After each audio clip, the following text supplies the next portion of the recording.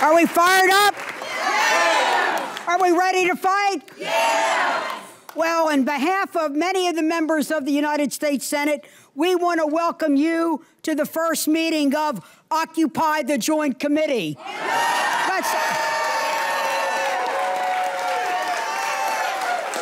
Let's occupy the Joint Committee so that those negotiators that are on our side know we have their back, and they know that they have the backing of the American people to make sure that when we balance the budget and deal with our debt, we go after those that caused it, not that built this country. So here we are, we're on the brink of Thanksgiving. All over Maryland and all over this great nation, people are getting ready for Thanksgiving.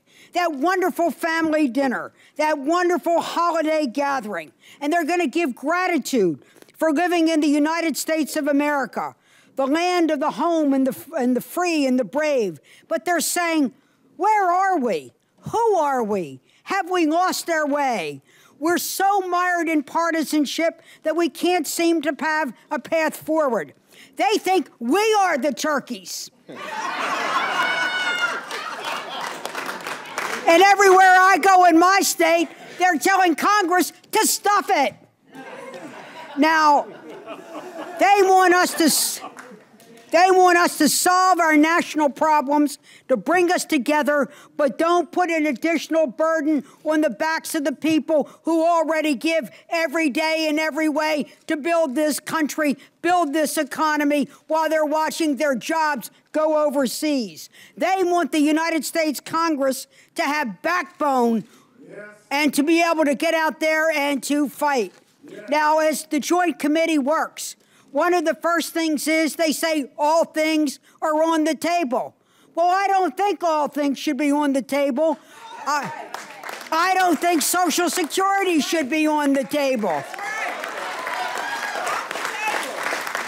Put on the table the issues that caused the deficit, caused the debt. Social Security did not do so. Let's get our message out to everyone. Social Security did not cause the deficit. It did not cause the debt. What we need to do is to make sure Social Security can be reformed, it can be stabilized, but get it off of this table and no more under the table kinds of decisions about Social Security.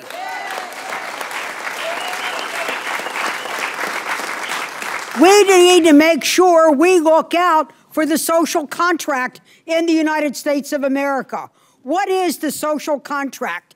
It is and has been for 75 years an agreement between your United States government and the people of the United States of America.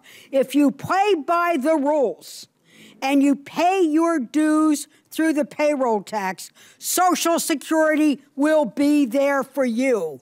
That was the New Deal, that was the fair deal, and that what needs to be the real deal right here and now. And what kind of Social Security were we talking about? That it would be reliable, that it would be undeniable, and that it would be inflation-proof. Every president has agreed to that social contract. And even when there were challenges, whether it was FDR, whether it was Ronald Reagan or Bill Clinton, every president said, we're going to keep that social contract.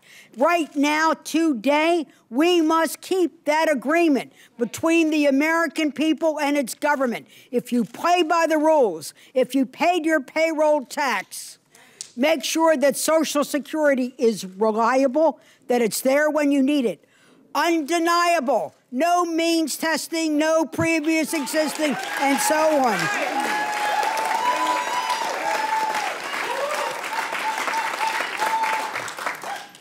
And also that it must be inflation-proof.